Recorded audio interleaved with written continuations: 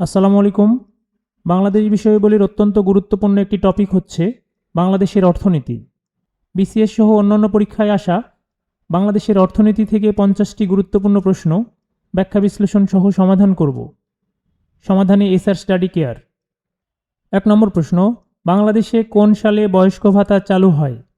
বাংলাদেশে 1997 থেকে 98 অর্থ বছরে দুস্থ ও বয়স্ক জনগোষ্ঠীর সামাজিক নিরাপত্তা নিশ্চিত করার লক্ষ্যে বয়স্ক ভাতা কর্মসূচি প্রবর্তন করা হয় এবং কার্যক্রমটি আনুষ্ঠানিকভাবে শুরু হয় এপ্রিল 1998 সালে এবং প্রাথমিকভাবে প্রতি ভাতাভোগীকে 100 টাকা করে মাসিক ভিত্তিতে প্রদান করা হতো। বাংলাদেশে বয়স্ক ভাতা চালু হয় হচ্ছে 1998 সালে, ঘ নম্বর 1998।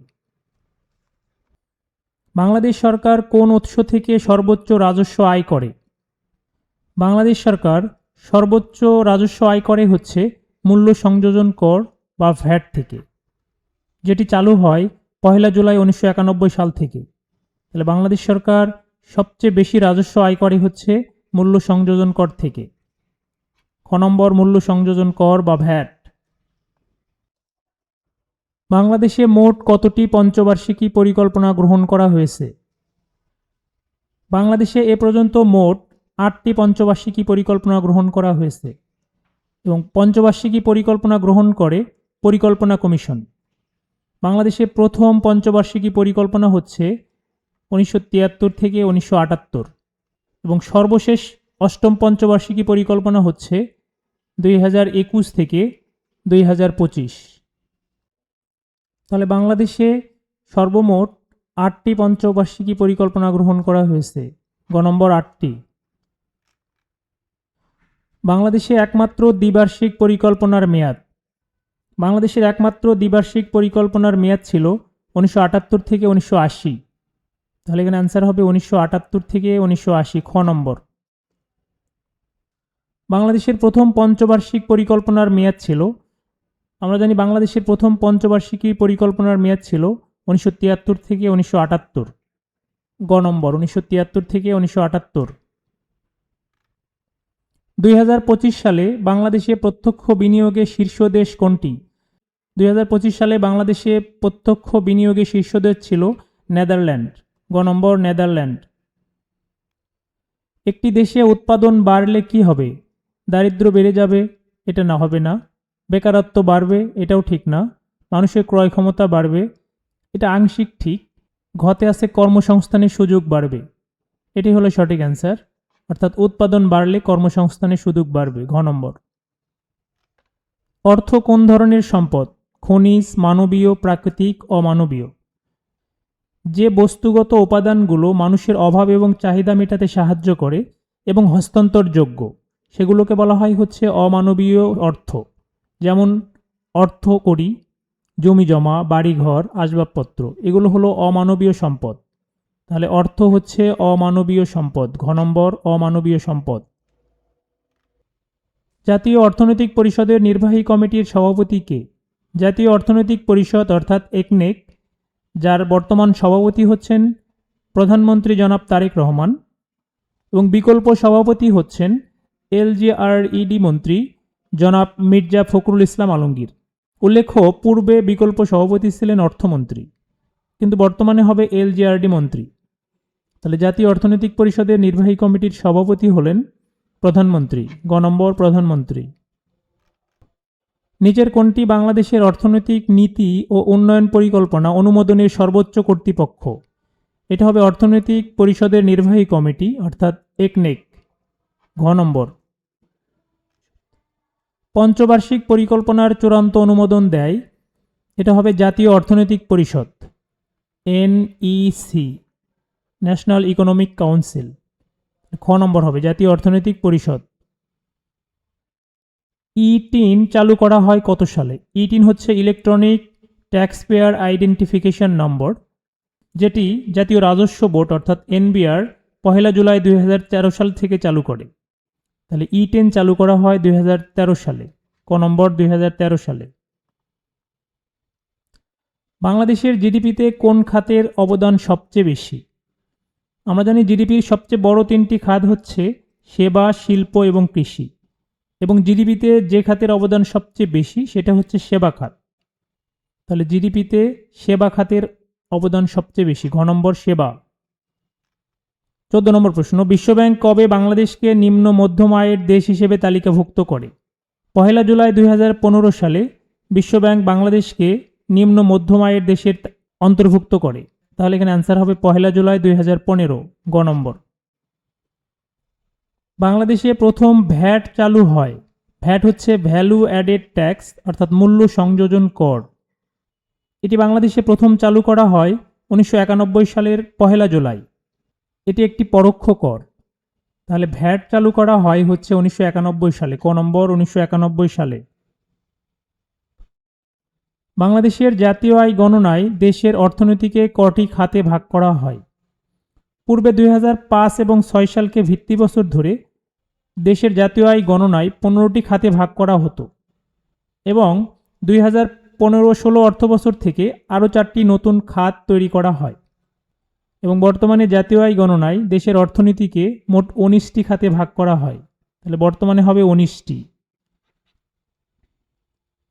গেজেটভুক্ত যোদ্ধাহত মুক্তিযোদ্ধাদের করমুক্ত আয়সীমা কত? এটা 25-26 অর্থবছরে ছিল হচ্ছে 5 লক্ষ এবং সেটা 26-27 অর্থবছরের জন্য 5,25,000 ঘোষণা করা হয়েছে। তাহলে এখানে 5,25,000 টাকা হবে হচ্ছে করমুক্ত আয়সীমা।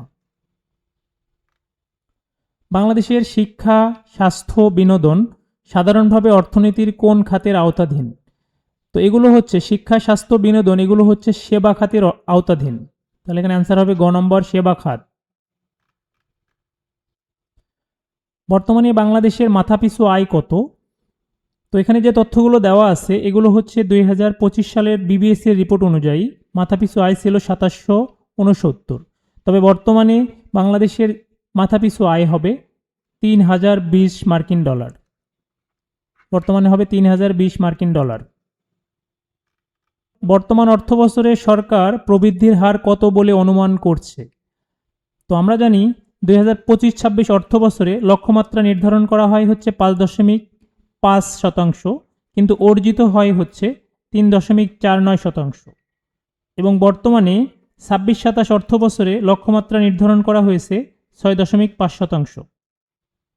অর্থাৎ 26-27 অর্থবছরে প্রবৃদ্ধির লক্ষ্যমাত্রা নির্ধারণ করা হয়েছে 6.5%। মূল্য সংযোজন কর একটি। মূল্য সংযোজন কর এটি একটি পরোক্ষ কর। খ নম্বর, পরোক্ষ কর। কোনো দেশের মোট জাতীয় আয়কে মোট জনসংখ্যা দিয়ে ভাগ করলে পাওয়া যায় মাথাপিছু আয়। গ নম্বর, মাথাপিছু আয়। বাংলাদেশে জাতীয় আয়কর দিবস কোন তারিখে পালন করা হয়? এটা হবে 30 নভেম্বর। ঘ নম্বর, 30 নভেম্বর। মাথাপিছু আয়ের দিক থেকে বাংলাদেশ কি ধরনের দেশ? এটা হবে নিম্ন মধ্যম আয়ের দেশ। গ নম্বর, নিম্ন মধ্যম আয়। বাংলাদেশ সরকার কত বছরের কর্মসূচি হিসেবে এডিপি ঘোষণা করে? তো এডিপি হচ্ছে অ্যানুয়াল ডেভেলপমেন্ট প্রোগ্রাম, বার্ষিক উন্নয়ন কর্মসূচি, যেটি 1 বছরের জন্য ঘোষণা করা হয়। তাহলে এডিপি ঘোষণা করা হয় 1 বছরের জন্য, ক নম্বর, 1 বছর। 26 নম্বর প্রশ্ন, কর আদায়ের দায়িত্ব কার? জাতীয় রাজস্ব বোর্ড, বাংলাদেশ ব্যাংক, বাণিজ্যিক ব্যাংক, অর্থ মন্ত্রণালয়।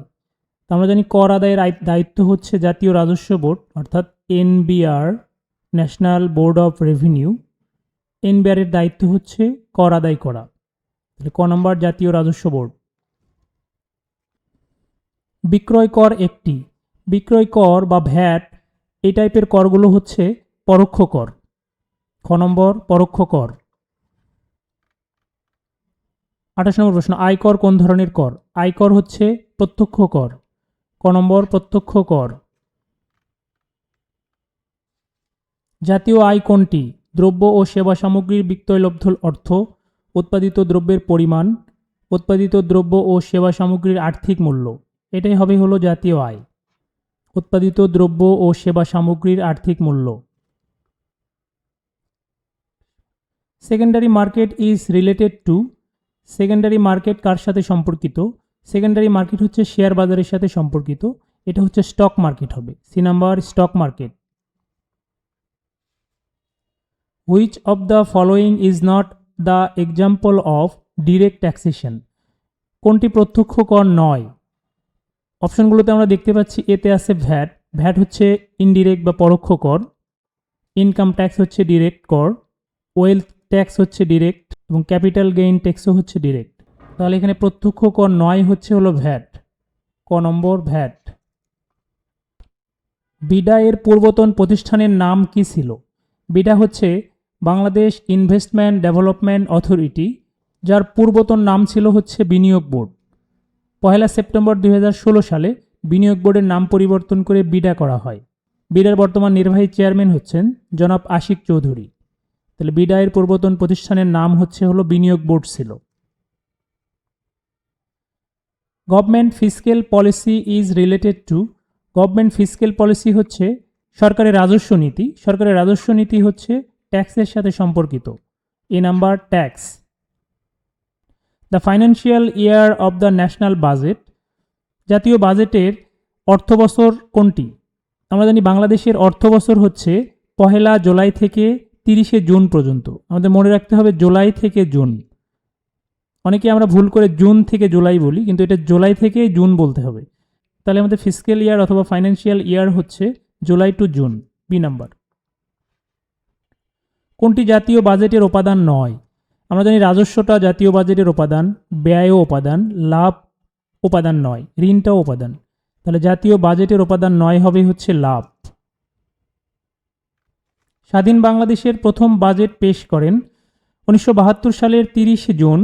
স্বাধীন বাংলাদেশের প্রথম বাজেট পেশ করেন জনাব তাজউদ্দিন আহমদ এবং প্রথম বাজেটের আকার ছিল 786 কোটি টাকা। তাহলে স্বাধীন বাংলাদেশের প্রথম বাজেট পেশ করেন তাজউদ্দিন আহমদ। ট্যাক্স হলিডে হলো নির্দিষ্ট সময়ের জন্য নির্দিষ্ট কোনো ব্যবসা প্রতিষ্ঠান বা শিল্প কারখানাকে ট্যাক্স মওকুফ করা, অর্থাৎ সাময়িকভাবে ট্যাক্স মওকুফ হলো ট্যাক্স হলিডে। ঘ নম্বর। ঢাকা স্টক এক্সচেঞ্জ কত সালে নিবন্ধিত হয়? ঢাকা স্টক এক্সচেঞ্জ 1954 সালের 28 এপ্রিল নিবন্ধিত হয় এবং লেনদেন শুরু হয় 1956 সাল থেকে। তাহলে ঢাকা স্টক এক্সচেঞ্জ নিবন্ধিত হয় হচ্ছে 1954 সালে। পিআরএসপি এর পূর্ণরূপ কি? পিআরএসপি হচ্ছে পভার্টি রিডাকশন স্ট্র্যাটেজি পেপারস, যেটা হচ্ছে দারিদ্র বিমোচন কৌশলপত্র, যেটি দরিদ্র দেশগুলোর তৈরি বিশেষ একটি পরিকল্পনা, যার মাধ্যমে আইএমএফ এবং বিশ্বব্যাংকের কাছ থেকে ঋণ পাওয়া যায়।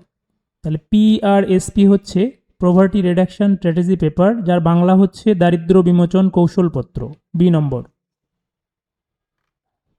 ভিজিএফ বলতে বোঝায়, ভিজিএফ হচ্ছে ভালনারেবল গ্রুপ ফিডিং। এ নাম্বার, যেটি হচ্ছে দুর্যোগ ব্যবস্থাপনা ও ত্রাণ মন্ত্রণালয়ের সামাজিক নিরাপত্তা এবং মানবিক খাদ্য সহায়তা কর্মসূচি। তাহলে ভিজিএফ হচ্ছে ভালনারেবল গ্রুপ ফিডিং। এ নাম্বার। বয়স্ক ভাতা যার অন্তর্ভুক্ত? বয়স্ক ভাতা হচ্ছে সামাজিক নিরাপত্তার অন্তর্ভুক্ত।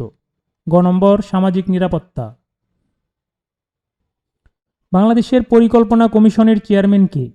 বাংলাদেশের পরিকল্পনা কমিশনের চেয়ারম্যান হচ্ছেন প্রধানমন্ত্রী এবং বিকল্প চেয়ারম্যান হচ্ছেন অর্থমন্ত্রী। তাহলে পরিকল্পনা কমিশনের চেয়ারম্যান হচ্ছেন প্রধানমন্ত্রী। বাংলাদেশ উন্নয়ন ফোরামের প্রতিষ্ঠাকালীন নাম কি? বাংলাদেশ উন্নয়ন ফোরামের প্রতিষ্ঠাকালীন নাম ছিল বাংলাদেশ এইড গ্রুপ, যেটি 1974 সালে প্রতিষ্ঠিত হয় এবং বাংলাদেশ উন্নয়ন ফোরামের সমন্বয়ক হলো বিশ্বব্যাংক। তাহলে এখানে অ্যান্সার হবে বাংলাদেশ এইড গ্রুপ। দারিদ্র নিরসন কৌশলপত্র তৈরি করে যে প্রতিষ্ঠান, এটা হলো পিআরএসপি। এটা তৈরি করে হচ্ছে পরিকল্পনা কমিশন। ক নম্বর, পরিকল্পনা কমিশন। দারিদ্র বিমোচনে অবদানের জন্য কোন বাংলাদেশি নাইট উপাধি পেয়েছেন? ব্র্যাকের প্রতিষ্ঠাতা ফজলে হাসান আবেদ 2010 সালে দারিদ্র বিমোচনে অবদানের জন্য নাইট উপাধিতে ভূষিত হন। তাহলে দারিদ্র বিমোচনে অবদানের জন্য নাইট উপাধি পেয়েছেন হচ্ছেন ফজলে হাসান আবেদ। ক নম্বর। বাংলাদেশের মোট জনসংখ্যার কত অংশ হতদরিদ্র?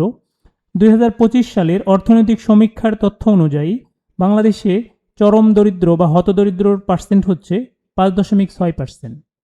তো এটা মনে রাখবো 25 সালের অর্থনৈতিক সমীক্ষার রিপোর্টে 5.6%। দারিদ্র্য বিমোচনে কোন কর্মসূচিটি এখন পর্যন্ত সফল হিসেবে বিবেচিত হয়? এটা হলো ক্ষুদ্র ঋণ। ক নম্বর ক্ষুদ্র ঋণ। সর্বজনীন পেনশন স্কিম অনুযায়ী সুরক্ষা স্কিম কোন শ্রেণীর মানুষের জন্য প্রযোজ্য? এটা হবে স্বকর্ম ও অপ্রাতিষ্ঠানিক কর্মীদের জন্য। গ নম্বর স্বকর্ম ও অপ্রাতিষ্ঠানিক কর্মী। গ্রামীণ মানুষের কল্যাণে সমাজসেবা অধিদপ্তর পরিচালিত কর্মসূচির নাম কি? এটা হবে RSS, যার পূর্ণরূপ হচ্ছে রুরাল সোশ্যাল সার্ভিস, যার মাধ্যমে প্রান্তিক জনগোষ্ঠীর মধ্যে সুদমুক্ত ঋণ প্রদান করা হয়। তাহলে এখানে অ্যান্সার হবে RSS। 2026-27 অর্থবছরে প্রস্তাবিত উন্নয়ন কর্মসূচি এডিপিতে কোন সেক্টরের জন্য সর্বোচ্চ বরাদ্দ রাখার কথা বলা হয়েছে?